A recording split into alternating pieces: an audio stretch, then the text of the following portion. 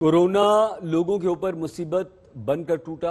व्यापार के साथ साथ निजी जीवन पर इसका बहुत बुरा असर पड़ा और इसी कारण पिछले साल कोरोना शुरू होने के बाद से वसीयत यानी कि विल बनाने वाले लोगों की संख्या बढ़ गई।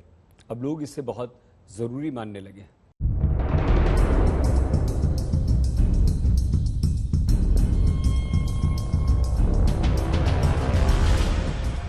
कोरोना महामारी लोगों के ऊपर मुसीबत का सबब बनकर टूटी है। कारोबार के साथ साथ निजी जीवन पर भी इसके असर को नकारा नहीं जा सकता है।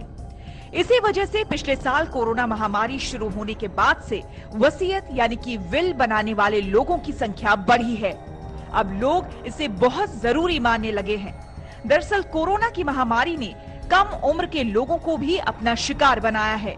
इसके कारण युवा भी इस मामले में सावधानी बरत रहे हैं।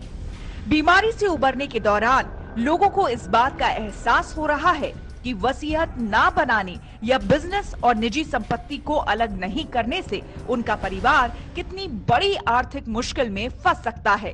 पत्नी या परिवार वालों को वित्तीय मामलों की जानकारी ना होना बड़ी परेशानी खड़ी कर सकता है। इसलिए अब ज्यादातर लोग वसीयत बनवाने में रुचि ले रहे हैं। इसके साथ लोग अब बिजनेस और अपनी निजी संपत्ति को भी अलग अलग कर रहे हैं। जानकारों का भी मानना है कि कोरोना काल में ये एक जरूरी कदम है। दरअसल पिछले 1 साल से वसीयत को रजिस्टर कराने और उत्तराधिकार योजना बनाने का चलन बढ़ा है। बिजनेस से जुड़े परिवार इसे बहुत जरूरी मानने लगे हैं। पहले घर के बड़े और बुजुर्ग इस बारे में सोचते थे, लेकिन कोरोना की महामारी ने इस मामले में उम्र के फर्क को खत्म कर दिया है। लीगल और स्टेट मैनेजमेंट फर्मों के मुताबिक कई युवा और छोटे बच्चों वाले परिवार उनके पास उत्तराधिकार योजना के लिए आ रहे हैं। कुछ तो अस्थायी गार्जियन भी नियुक्त कर रहे हैं।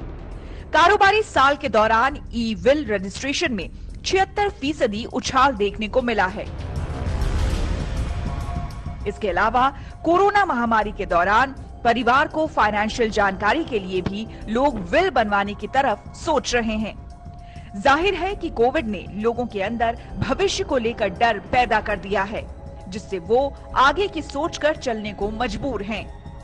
आज तक ब्यूरो।